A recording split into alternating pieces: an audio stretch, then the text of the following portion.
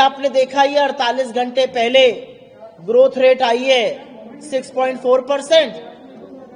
तो वो जो यूनियन बजट होगा वो इस देश के अर्थव्यवस्था की, इस देश के रोजगार की दिशा और दशा दोनों तय करेगा।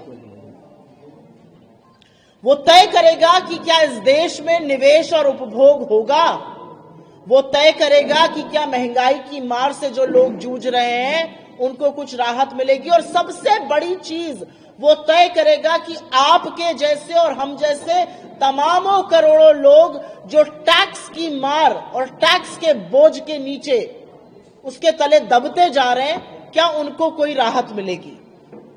और किसी भी आकलन से पहले टैक्स पर आज बात करनी जरूरी है, क्योंकि आजाद भारत में पहली बार सूट बूट की नरेंद्र मोदी सरकार ने इनकम टैक्स को कॉर्पोरेट टैक्स से ज्यादा कर दिया है।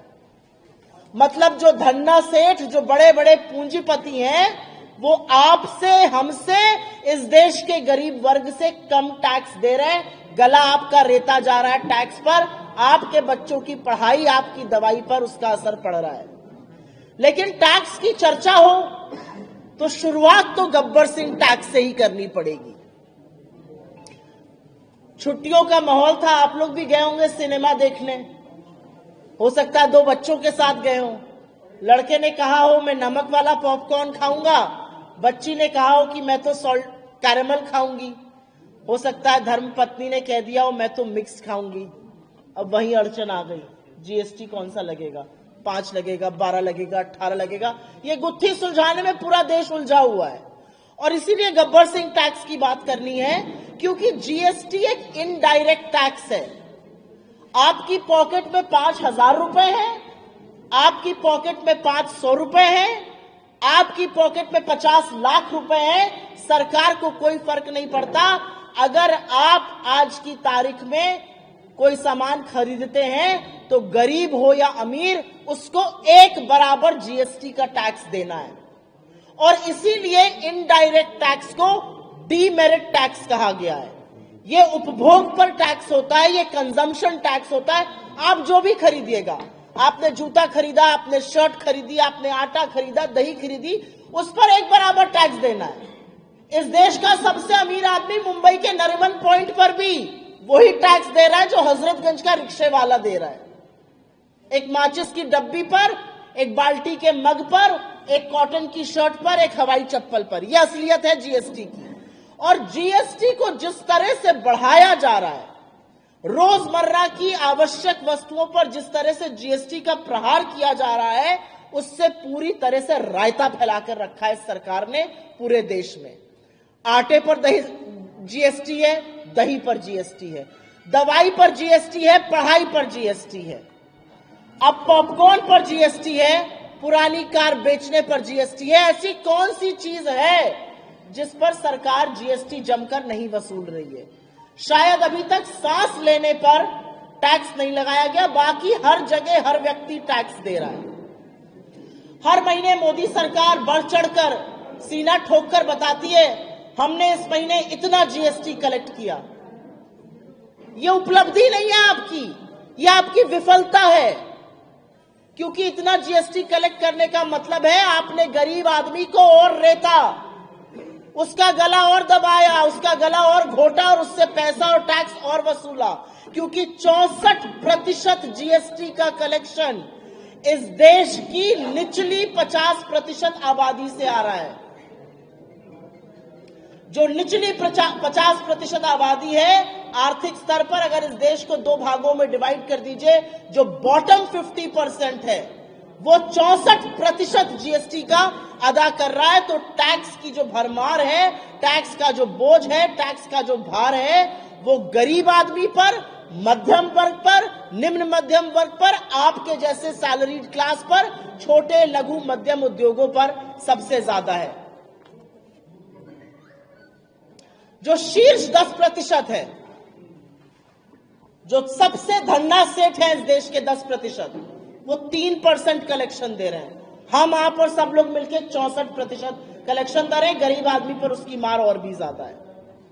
और इसी का नतीजा है कि आज मध्यम वर्ग और गरीब व्यक्ति अपनी रोजमर्रा की जरूरत की चीजों पर कटौती कर रहा है खर्च में।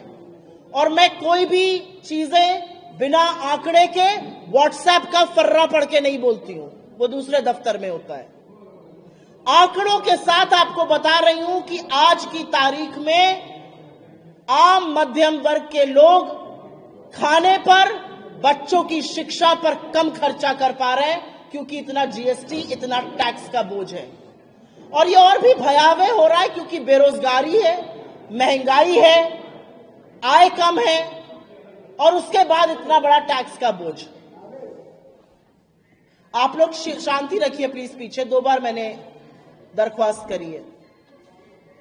आज की तारीख में मध्यम वर्ग और निम्न मध्यम वर्ग अपने बच्चों को कॉलेज से डिग्री पूरी नहीं करा पा रहा है। 50,000 लोगों ने सेंट्रल यूनिवर्सिटी से बिना डिग्री पूरी किए एडमिशन कैंसिल हुआ है। 37 लाख इस देश के बच्चे सेकेंडरी स्कूल में एडमिशन लिखा नहीं पाए हैं क्योंकि उनके माता पिता के पास इतना पैसा नहीं है कि उनको आगे पढ़ाया जाए। बुजुर्गों से पूछिए, आप हेल्थ इंश्योरेंस कराने जाते हैं, 18% जीएसटी देना है हेल्थ इंश्योरेंस पे। लाइफ इंश्योरेंस और हेल्थ इंश्योरेंस पर आप 18% जीएसटी ले रहे हैं। अभी 2 दिन पहले मैं एफएमसीजी की रिपोर्ट देख रही थी, यही कंपनियां जो साबुन, तेल, शैंपू वगैरह बनाती हैं। इन्होंने कहा अब बड़े पैकेट का सामान बिक ही नहीं रहा है। जैसे मूंग दाल की दाल मोट पहले इतनी बड़ी आती थी, फिर इतनी हुई, अब इतनी बड़ी बिकने लगी है, 5-5 रुपए की। पार्ले जी पहले इतना बड़ा था, फिर इतना हुआ, अब 2-2, 3-3 बिस्कुट बिकते हैं। वही हाल एफएमसीजी का भी हो गया, छोटे छोटे पैकेट बिक रहे हैं। और यह सहूलियत नहीं है क्योंकि लोगों के पास बड़ा पैकेट खरीदने का पैसा नहीं है, उनका सामर्थ्य नहीं है। और इसका नतीजा आपको उपभोग पर दिख रहा है, कंजम्पशन पर दिख रहा है। मैंने कहा ना, लोग रोजमर्रा की जो चीजें हैं उस पर कम खर्चा कर रहे हैं। यही नहीं, लोग अपनी बचत से पैसा निकाल के खर्चा करने को मजबूर हैं। हिंदुस्तान का सेविंग रेट 50 साल में सबसे कम लेवल पर है आज की तारीख में। करीब 9.5 लाख करोड़ रुपए सेविंग के उड़ गए पिछले 5 सालों में। लोग मजबूर हैं अपने ईपीएफ, अपने बैंक अकाउंट की सेविंग से निकालकर खर्चा करने के लिए। यही नहीं, 2024 के चुनाव में महामानव ने कहा था मंगलसूत्र छीन लेंगे। ये क्या पता था, अपनी ही बात कर रहे हैं, क्योंकि गोल्ड लोन लेने वालों की संख्या में 50% की वृद्धि पिछले 9 महीने में हुई है और लोन लेकर ना चुकाने वालों की संख्या 30% से ज्यादा बढ़ी है। यह असलियत है आज इस देश की। असलियत यह है कि उपभोग कम हो रहा है, बेरोजगारी से लोग जूझ रहे हैं, टैक्स और महंगाई की मार है, और उसके चलते अपनी भविष्य की निधि से लोग पैसा खर्च करने को मजबूर है। अपना गहना जेवर गिरवी रखकर आज जीवन यापन किया जा रहा है। लेकिन ये जो जीएसटी की गुत्थी है, उसको सुलझाने से पहले एक यहां पर तथ्य रखना जरूरी है। आपकी जेब से कितना पैसा जा रहा है, आपके बच्चे की फीस जा पा रही है कि नहीं जा पा रही है, आप बच्चे को महंगे स्कूल से निकालकर सस्ते स्कूल में डाल रहे हैं, आप अपने माता पिता का हेल्थ बीमा करा पा रहे हैं कि नहीं करा पा रहे हैं, आप 5 किलो दाल के बजाय 2.5 किलो दाल पर आ गए, आप अरहर की दाल के बजाय मिक्स दाल खाने लगे। सरकार को इससे कोई फर्क नहीं पड़ता है, आपकी व्यथा से उनको कोई फर्क नहीं पड़ता है, लेकिन धन्ना सेठों की व्यथा से उनको बहुत फर्क पड़ता है।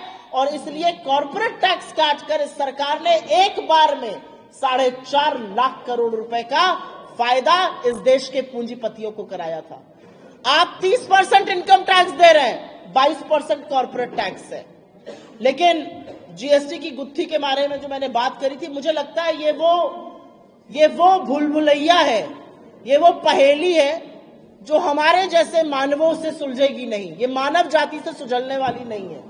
पॉपकॉर्न पर जैसा मैंने बोला था 5%, 12%, 18%, ये गुड एंड सिंपल टैक्स है। जितना सिंपल रहेगा उतना इजी रहेगा।